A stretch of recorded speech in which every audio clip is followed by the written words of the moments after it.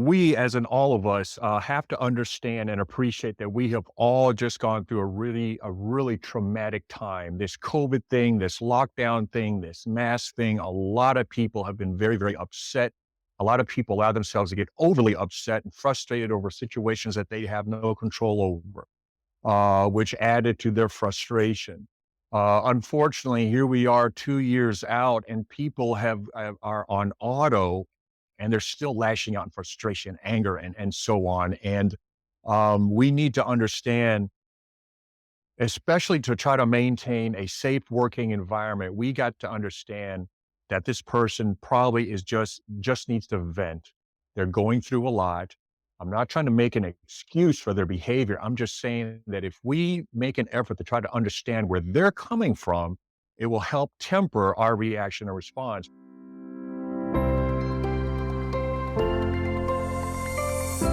Hi, and welcome to the 91 Day Success Podcast, where we interview successful business people, learn about their stories, and ask them some fun questions along the way that hopefully can help all of us learn how to be more successful in our businesses along the way.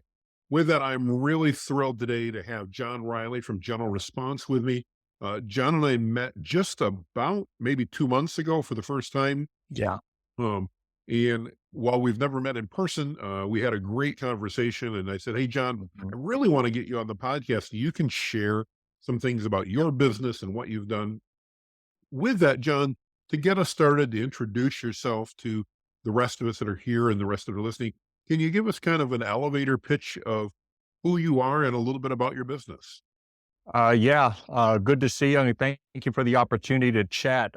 Very basically, in a nutshell, Gentle Response is a consulting company specializing in very dynamic, realistic conflict de-escalation training seminars through the use of some very realistic scenarios. I have a team of instructor role players, all former first responders or law enforcement with decades of experience and a heart and passion for teaching. And that's what we do. We go around the country putting on these seminars for churches and business corporations, state agencies, law enforcement. Uh, it's gotten busy lately. I can only imagine. I can imagine. I know I was Yeah. just speaking the other day with actually an associate of mine at lunch, and his wife works as a nurse in the hospital. And he was sharing with me that even in hospitals now, I don't know if it's a post COVID thing or what, but literally he said there's so many just mad people, he's for lack of a better description. They've had to train the doctors and nurses and the staff how to de-escalate because people are on edge, for lack of a better description. Can you tell us a little bit about it? One, does that fit in with some of the training you do, John? And I guess particularly on the church model to get started, because I found that interesting, but also on the business. Talk to us a little bit about why is it important that they learn this de-escalation training? We, as in all of us, have to understand and appreciate that we have all just gone through a really traumatic time. This COVID thing, this lockdown thing, this mask thing. A lot of people have been very, very upset. A lot of people allow themselves to get overly upset and frustrated over situations that they have no control over, which added to their frustration. Unfortunately, here we are 2 years out, and people are on auto, and they're still lashing out in frustration, anger, and so on. And we need to understand, especially to try to maintain a safe working environment, we got to understand that this person probably is just needs to vent. They're going through a lot. I'm not trying to make an excuse for their behavior. I'm just saying that if we make an effort to try to understand where they're coming from, it will help temper our reaction or response because our automatic ingrained in our DNA reaction response to someone who gets loud, rude, obnoxious with us is to react defensively, maybe even raise our voice back at them and all that. But in a situation like that, that's only going to spiral the situation out of control because a lot of these people, the vast majority of them, I would dare say, they just want to be validated, affirmed, treated with dignity and respect. It's very difficult, if not impossible, to treat someone with respect when you're yelling at them. Mm. So we've got to be able to just give them that opportunity to just vent. And here's the other thing, when they're at a particular emotional spike, they're not listening to you anyway. So you trying to get Oh, loud and all yeah. that, you're not gonna get to them. So give them that time, that opportunity to burn off some of that energy before you start trying to engage with them. Because the moment you feel like you have to make your point, you're gonna start raising your voice. You're gonna start talking over them, and that's just gonna make this situation blow up and go off the rails. Really good advice, and I think something that can benefit everybody across the board, whether they're in a nonprofit situation or whether they're in a business, commercial, corporate situation. Mhm. Uh, People want to be heard, pre, That's post right. COVID, regardless. But especially now with people being a bit more on edge, I think that's super, super Yeah. important. So I know one of the questions that I'm going Yep. to get asked very shortly, if not already, is your background, John. Why did you get into this industry? And can you tell us a little bit about your background and how you became a business owner in the security industry? I will simply say it's a God moment, but to flesh it out, I got my pilot's license back in the '80s when I was in high school. All I ever wanted to do was fly. Life happened, joined the Army, 7 years as an infantry grunt, went through Desert Storm. For some reason, didn't do anything aviation related. Became a police officer here in Grand Rapids in 1996, road patrol the whole time, retired in 2015.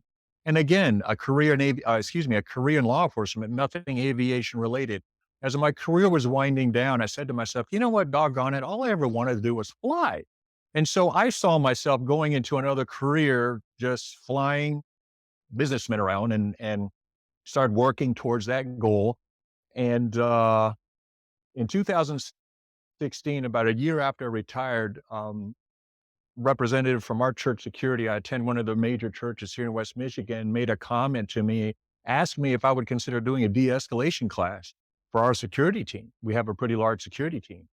And it was while putting together that class, that I absolutely was hit with what I would describe as this road to Damascus experience, because as laser focused as I was with an objective, a mission plan to go on to another career field as a charter pilot, I just knew that I knew that I knew, and I felt so led, moved, and pulled to drop everything and go in this direction and create a training program beginning with churches, because that's where I'd seen a lot of good people meaning well end up saying and doing things that could escalate situations.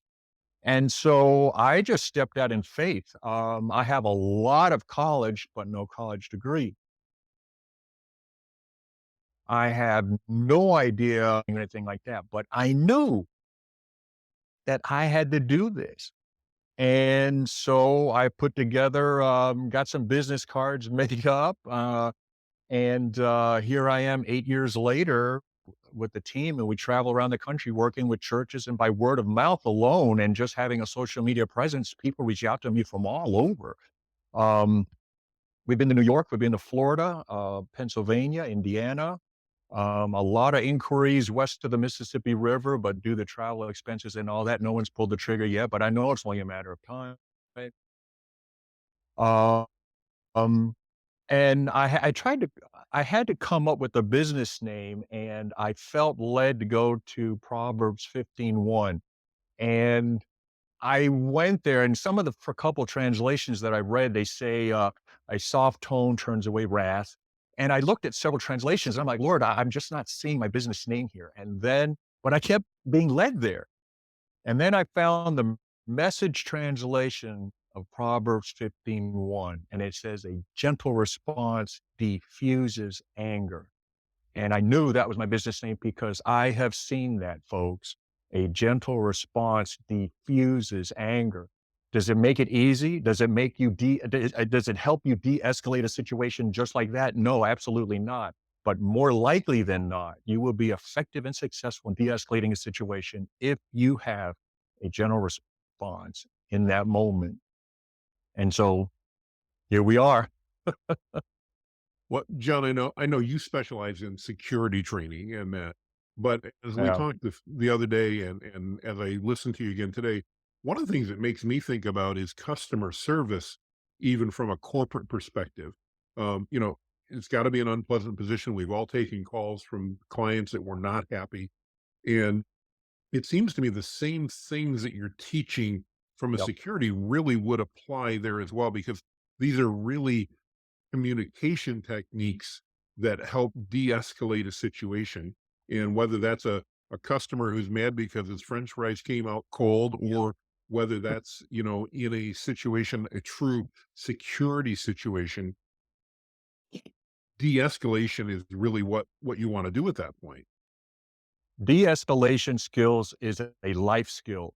And I emphasize this because even though I started out with church security and so on, it is absolutely evolved and is absolutely applicable to anyone and anything on this planet. If you're a human being on this planet, you can benefit from this training because you can apply this not just at church or at work, but to your coworkers, family, a potential road rage situation developing on you or around you. These are basic life skills.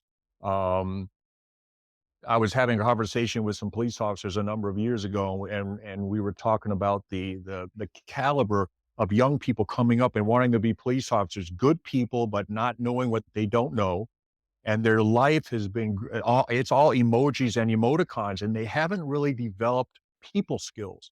And all of a sudden, you throw them in a situation where there's a very dynamic, loud domestic argument going on, and unfortunately, these young officers are the ones saying and doing things that could escalate it. But at the same time, I have seen McDonald's managers and other, everywhere. YouTube is full of examples of people of all walks of life handling a stressful, confrontational situation as best they can. But unfortunately, at a certain point, their own stress level in the moment causes them to become offended or frustrated or impatient. And if you allow yourself to feel any one of those emotions, you are more likely than not to end up saying or doing something that escalates it. And YouTube is full of examples of good people meaning well, but end up doing something like pointing a finger in frustration or whatever, or raising their voice or squaring off on someone, and it just blows up.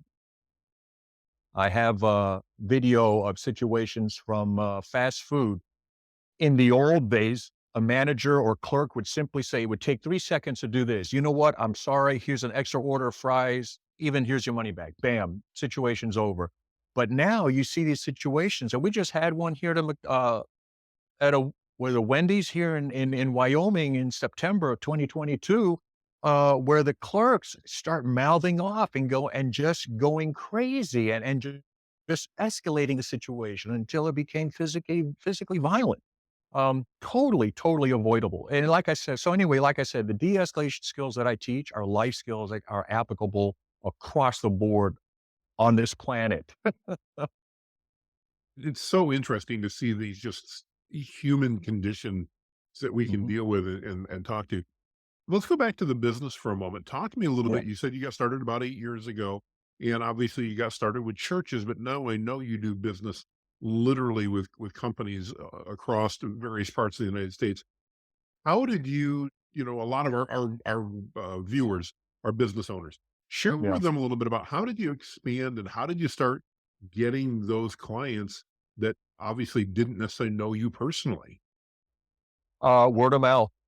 Because these church volunteers would go back to their businesses and they told 2 people and they told 2 people, and then they would check out my webpage and social media presence and on my YouTube and on social media. I'll take these, especially in 2020, I got into the habit of grabbing these situations that I see in the news, and I'll talk about how de-escalation skills, knowledge, and techniques would have changed the outcome most likely. And so I've started throwing that out there.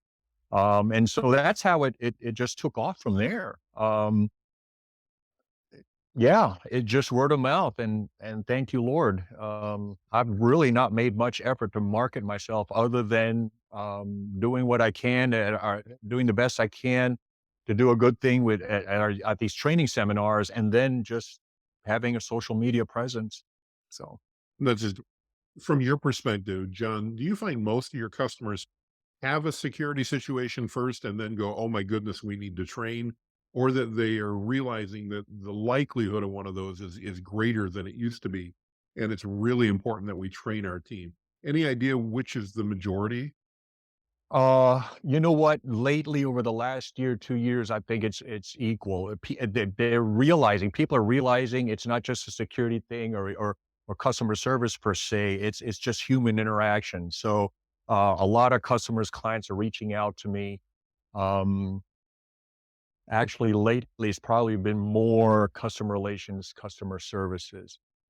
Try Okay. and the big thing that my team and I try to do is try to number 2 things with in regards to the scenarios. I wanna validate and affirm what people are already doing right. Because trust me, there are people that are doing things right, they just don't know it, because no Mhm. one ever came up to you and said, "Jonathan, hey, you know what? The next time you are in this situation, do exactly that."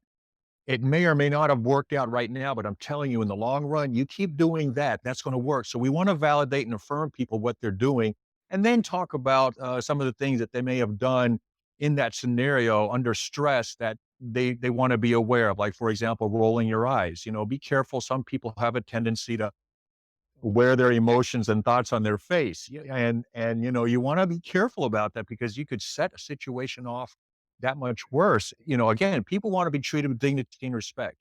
Them seeing you roll your eyes is not making them feel like they're being treated with dignity and respect. So, little things like that. So yeah, beginning with security, but lately, I think more people are reaching out to me. Yeah, you're right. With customer service issues, customer relations, and to give their people a boost of confidence that they are doing it right. It just doesn't always work out, and that's something else I try to emphasize to people. It's not always going to work. You are going to have people who just want to be hard headed and argumentative and fight and stuff like that. But I try to, encourage them and let people know, "Hey, if you're doing something right, 9 times out of 10, or at least in the long run, you're more likely, to be successful and effective in de-escalating a situation, but you gotta give it time. You can't get impatient." Oh, great advice. Great advice. Talk to us a little bit, John, not knowing the security industry and those that I do know are more focused on, whether that be security protocols and, you know, do we arm or not arm our security personnel and what type of I don't want to say weaponry, but I can't think of another word. Do we have to mitigate a threat? Yours is much more psychological and communication based. How do you stay Mm. ahead of the competition and continuously innovate in the security industry when I'm assuming a lot of your brethren are more focused on the latest and greatest technology and toys, for lack of a better description again? How do you stay up ahead of them focused on the communication side? I gotta be honest with you. I discovered that not too many people continuously emphasize the basics. Everyone's worried about the latest bells and whistles, and they lose track of the basics. It doesn't matter how many tools you have on your belt, or how many diplomas you have, or how many schools and seminars you sat through. If you don't know that you have a tendency to roll your eyes or square off on someone, all that knowledge is worthless because you are saying and doing things that could escalate a situation. So I have found that for me, my training seminars, 4.5 hours, 5 hours long, is emphasizing to people over and over again these basics.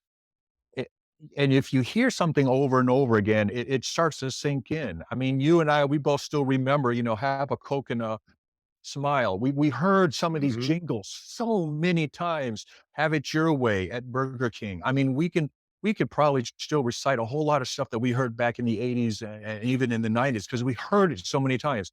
And so I tell people at my training seminars, there's a real good chance I am gonna teach you or to tell you something I don't think I'm gonna teach you anything you have not heard before. You're just gonna hear it from me. I am gonna present it differently. I'm gonna tell you life stories and life experience to highlight certain teaching points and so on, okay? Because one of the biggest things that everyone learns as they go through conflict de-escalation classes and training, and there's some good people out there, I boiled it down to the basics. to what I call your ACE card: appearance, communication, engagement. Any class you go to, and even when I went through training and became a certified crisis intervention specialist, that weekend-long class validated and affirmed everything that I'm already teaching, and I could boil it down to just those 3 basic concepts. Your appearance. Do you look condescending, dismissive? Do you look aggressive? Do you look confrontational yourself because you're getting defensive at someone else's behavior? Communication, the words you use, your tone of voice. How many times have we just got a little bit more uptight just because of the tone of voice someone was using with us, even if they were on the phone? Is tone of voice. Engagement. Are you making eye contact? Active reflective listening. All these concepts and basic things are taught at conflict de-escalation courses around the country, but no one teaches it the way I do, talking about ACE. And so I try to simplify it. And so that's how I think I am getting as much notice as I am, not only because of the scenarios, but because I'm trying to keep it very basic and to the point. Because in that moment of a stressful confrontational situation, you are not going to be going through your head the last graphs and Yeah. statistics you saw. You want to know, what can you say right now in the moment to begin the de-escalation process. This makes so much sense, and I think, I can see why that message is appealing to potential Mhm, customers. It reminds me so much of the high school coach or the college coach or even the pro coach that took over a new team that was struggling and went back to the basics. Let's mhm. not focus on remembering every unique and wild and crazy play, but let's go focus back on blocking and tackling, making sure that we've got that down right. Because if we do those basics right, and we do them better than our competition, chances are we're going to win in most of those situations that come up. So, yeah, makes You know, incredible sense. Makes I incredible used to sense. I used to be a photographer. Oh, well, I'm still a photographer, but I used to do weddings and things like that. And I would run into some people and they would brag about their 35 megapixel camera. And that seemed to be the big marketing thing. And I would tell people, look, take a breath and slow down, because you may have a 35 megapixel camera, but if you don't know how to focus or you don't know anything about lighting and all that, you just have a 35 megapixel piece of trash. And so get down to basics, lighting, so in that regard. So in the same way with conflict de-escalation and people skills and communication, just don't lose sight of those basics. And I think that my team and I really do a phenomenal job of really emphasizing those points and making the class interesting and engaging. Because Lord knows, and I'm sure you've been through you go through a day-long class and you walk out of there thinking, "Man, we could have covered this before lunch." Or Oh yeah. or you spend right, and or you spend 2 days and you walk out and you're like, "Man, we could have covered this on the first day." I've been there, and I don't wanna be that guy, and so we pack a lot into 5 hours, sometimes more, depending on what the client needs, and I keep them moving, I keep them engaged, and again, I use a lot of personal experiences and stories and observations to keep it interesting and to highlight this stuff. 'Cause like you and me talking and all that, it's one thing, for us to be talking and I'm sitting here spouting about what the latest graph says or what the latest textbook says, but if I tell you what I experienced, what I observed, that makes this podcast interesting. Absolutely. Mhm, 110%. So no, totally mhm. agree. Well, one of the questions I love to ask John, and it fits with the name of our podcast, the 91 Day Podcast. And this is one that I don't know that I prepped you for. So if you're not sure, you need a minute to think. That's fine.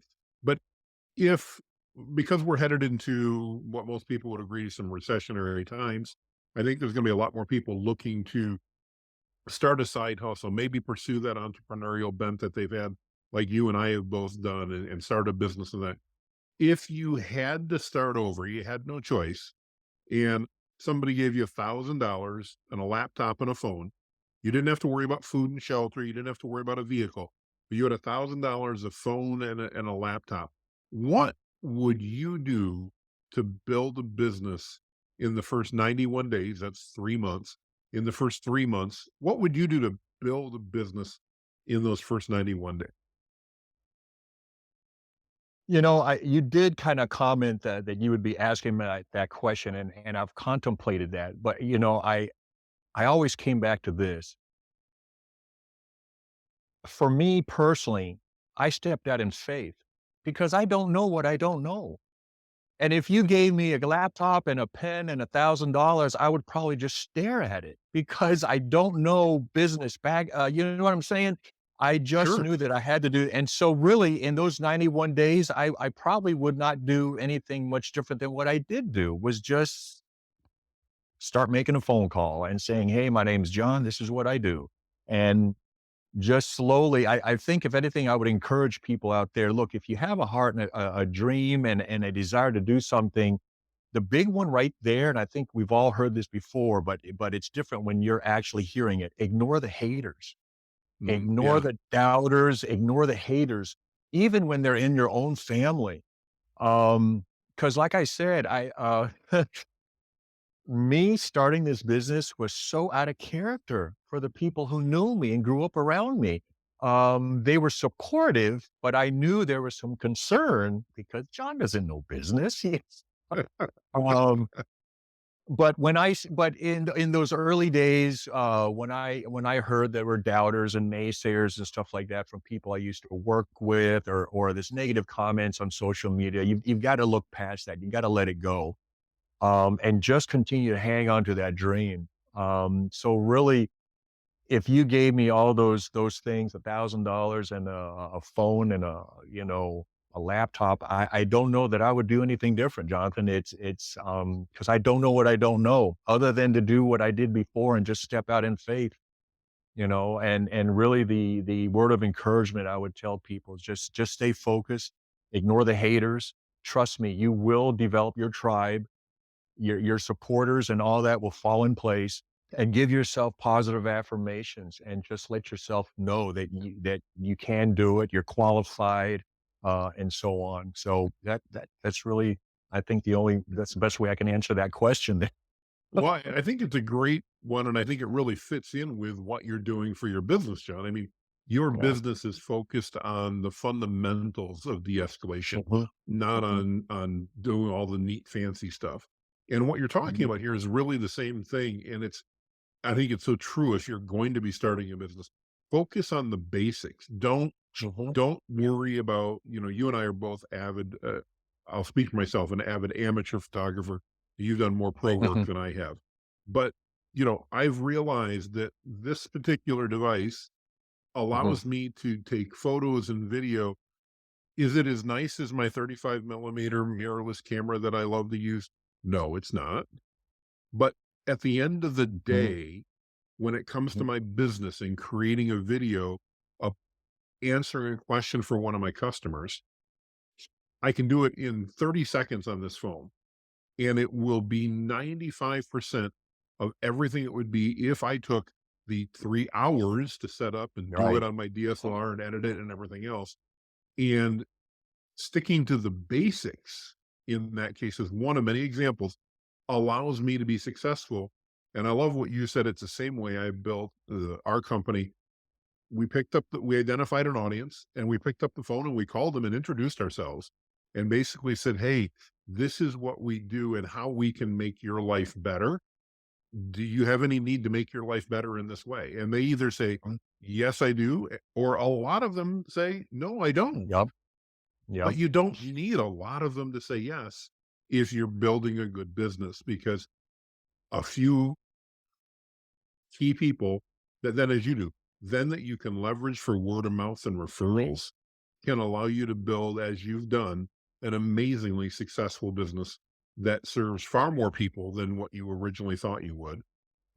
I think the other thing I would add that you didn't add, but I would like to say about you from what I've learned about you, you also have the heart of a servant. You're trying to serve the people that you work with. And I think that's a key part of being successful in business, is being focused on the value that you're bringing to your customer, not just the money that your customer is going to be giving to you.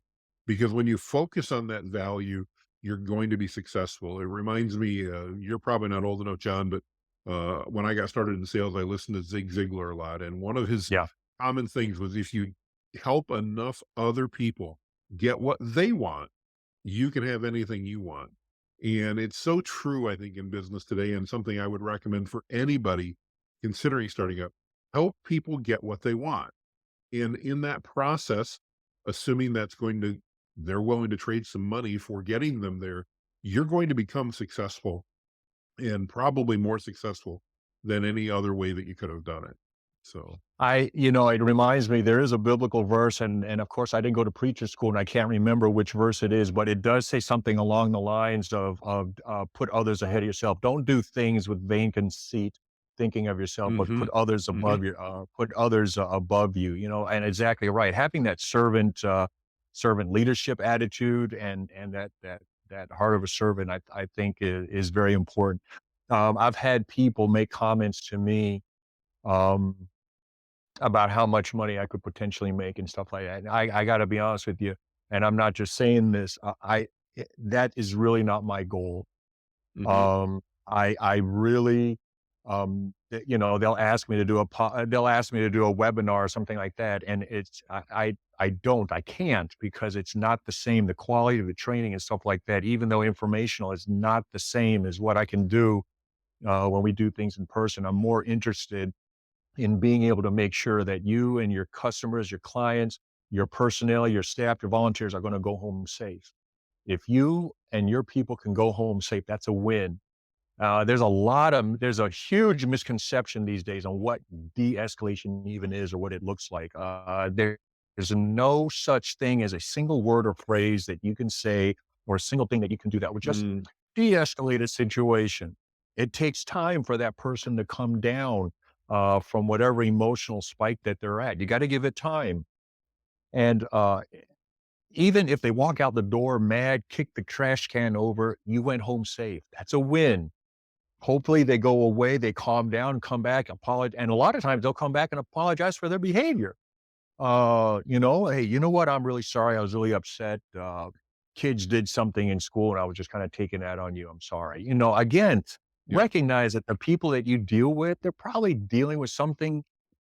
And this is something I emphasize in all my classes, especially with my church clients. But there's not a single thing any of these people who are upset, loud, rude, obnoxious, there's not a single thing they're going through that you haven't in some way. You may have a better support system. You may have better stress management. You may have a better relationship with God. But the point is, you've been where they're at.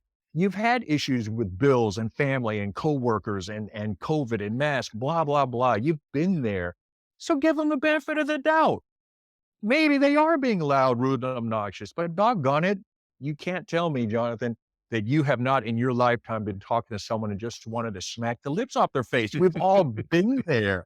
We've all been Absolutely. there, right? And so give this person the benefit of the doubt. They're just going through something and they just need someone to listen to.